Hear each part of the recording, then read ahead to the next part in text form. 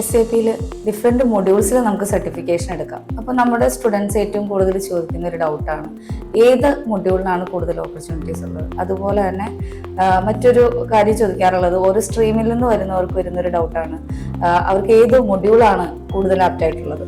അപ്പോൾ ആ ഒരു കാര്യം ഒന്ന് ക്ലാരിഫൈ ചെയ്യാം. SAPയിൽ മെയിനായിട്ടും 2 മൊഡ്യൂൾസാണ് വരുന്നത്. ഫങ്ഷണൽ മൊഡ്യൂളുണ്ട്, ടെക്നിക്കൽ മൊഡ്യൂളുണ്ട്. അതിൽ ഫങ്ഷണൽ മൊഡ്യൂൾ അത് ഓരോ സ്ഥാപനമാകുമ്പോൾ അല്ലെങ്കിൽ ഒരു ഫേം ആകുമ്പോൾ എല്ലായിടത്തും ആ സ്ഥാപനത്തിന് ഈക്വൽ ഓപ്പർച്യൂണിറ്റിയാണ് ഓരോ മൊഡ്യൂളുകൾക്കും ഉള്ളത്.